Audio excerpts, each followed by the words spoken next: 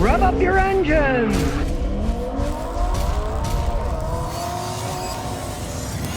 My friend took a RAV4 hybrid to the dealer, 15,000 miles for the free service. She had an oil changed at 10,000 miles less than 6 months ago. When she took it in, the dealer said, it's a year old, so it needs an oil change, and we have to pay for that because that's an additional charge. It just said that the car's a year old and you got to change it. Listen to Scotty, I mean, you can go any way you want. I don't believe in 10,000 mile oil changes. I don't care. I change my oil every 5 with full synthetic oil, and it works fine. This guy down the street, he's got an Audi. You know, I don't like Audis, right? His Audi's got 100K on it. It still runs pretty good. He changes his oil every 3 with full synthetic oil. And I probably would if I owned a turbo Audi because engines are weak anyways. You want clean oil in them, right? But you got a normal car. If you want to go as fanatic-y as possible, you can change every 5,000 miles or once a year, right? So Toyota says to change at 10. Well, he had it changed 5 ago. And they said, well, it's a year old now. You need to change it. But no, you only need to change it either once a year.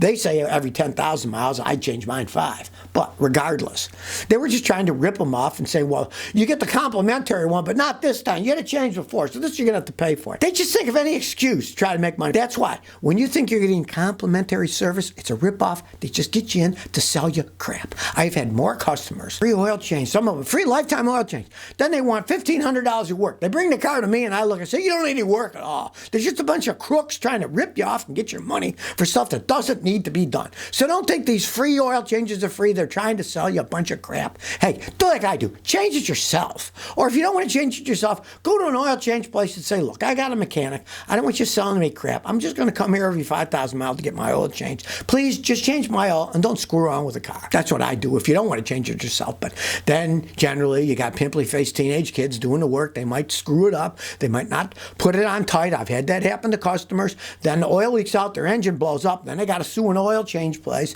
And then you'll find out that it's a chain, but you can't sue the chain because it's individually owned. Then you got to sue the individual owner, who's often really sleazy and has no insurance and will never pay anything. And sometimes, it happens to some of my customers, they'll go bankrupt so they don't have to pay for putting an engine in your car. But the business will still be there with a different name on it. So do it yourself and you'll do it right. That's all I got to say. Trey says, is it normal for a body shop to drive your car about 1,000 miles? I got an accident and my door repaired. I have a 2016 Toyota Corolla. I dropped it off.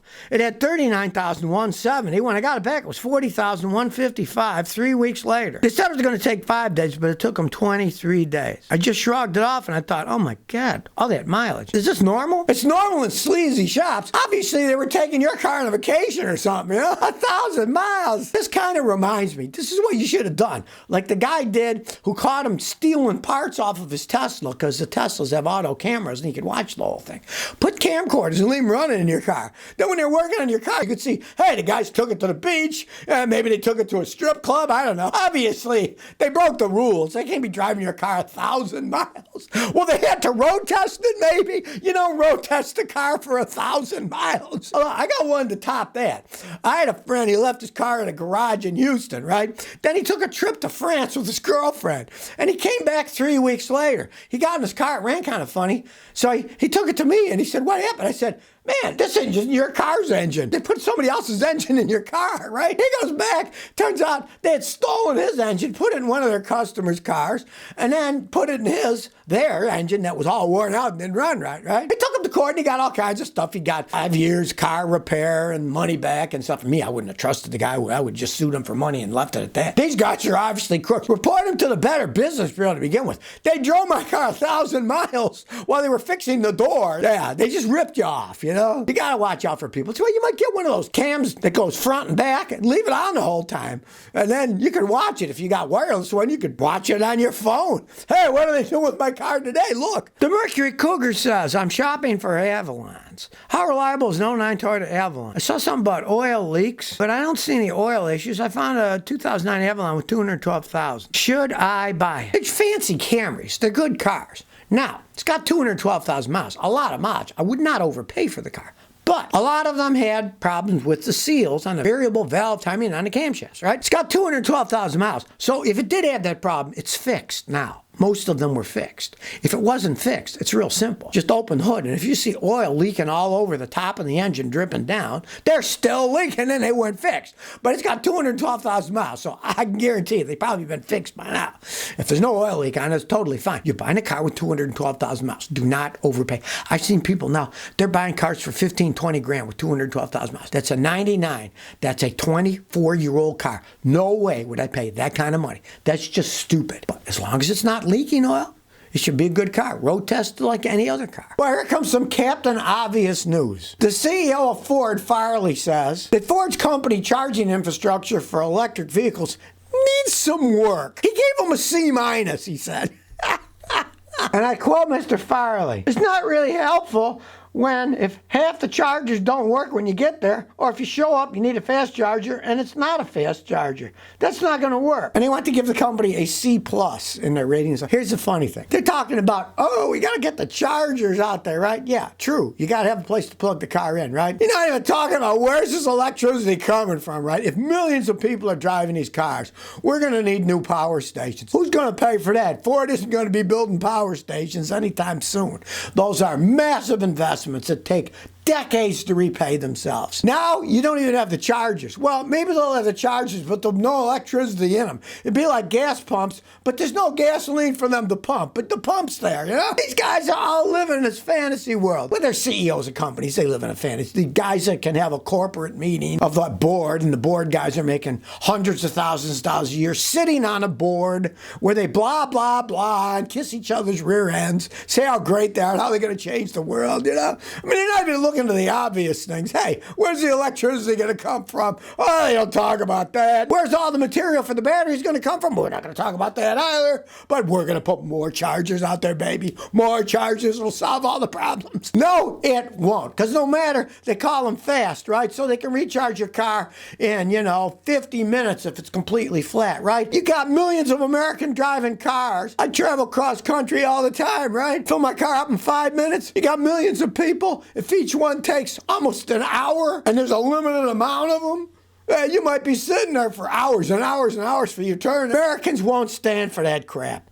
They won't. And if politicians try to ban the stuff, guess what will happen? We'll vote them out and say, go away, that's not what we want. Like Al Gore, when he didn't win the presidency, traveled around, he's living in his mansions, talking about how to make the world green while he's got a house that uses tons of electricity to heat and air condition in it, the biggest hypocrites on the planet. Talking about how they're going to make everything green, right? I find it hilarious, though. Don't look behind the curtain to see what's actually happening. Look in front of the curtain when I'm giving a show. Come on, everybody, come on and buy my electric cars, please, fast. Well, here's an email from a fan you'll find interesting about people trying to sell things to people at a dealership that they don't need. Well, if you've heard the sad news and you're mourning with me, realize that Ferrari will never let Justin Bieber buy another Ferrari. Oh, the world's coming to an end. The thing is, Ferrari is such a snob company. They have rules if you buy a Ferrari, and he broke their rules. Ooh! First he had a Ferrari and he painted it electric blue and put a wide body kit. And Ferrari says you can't do that. They control what colors you're supposed to paint them and if you put any body mods on them. And worst of all, he had the Ferrari badges covered over with the electric blue paint. So it wasn't a walking Ferrari advertisement anymore. They didn't like that. Here's how they go, and I quote, "Ferrari says it's clear to every owner that their vehicles are not to be tampered with. They're not allowed to modify the engine, do any type of body mods, or paint its cars in Florida stripper blue, pink, or Pokemon themes. Ferrari must approve any modifications before they're carried out." You buy a car and I tell you what you can do with it, I'll tell you what they can do with their cars. I'm not going to buy one of those piles of Italian junk. On top of the one that he painted blue, he got another one in 2017, which he had repainted with Smurf colors, but then he auctioned off his car. And that was against their rules, too. You can't sell the Ferrari the first year of ownership. That's in their little Ferrari rules. But also, when you do sell it, the sale has to be approved by Ferrari. I mean, they take their snob image seriously, right? I find the whole thing immaculately hilarious. One, that somebody's stupid enough to go buy a Ferrari because, oh man, I got a Ferrari. He is kind of a walking cliche anyway, so... But Ferrari has now banned him from ever buying a Ferrari again. Oh, what a shame, I think we should all ban Ferrari from our list of cars we're going to buy, Not that we're going to buy one anyway. That's as much fantasy as a fantasy that they're good cars. But poor Justin's banned now. He'll have to find some other cliche thing to spend his money on. So if you never want to miss another one of my new car repair videos, remember to ring that bell.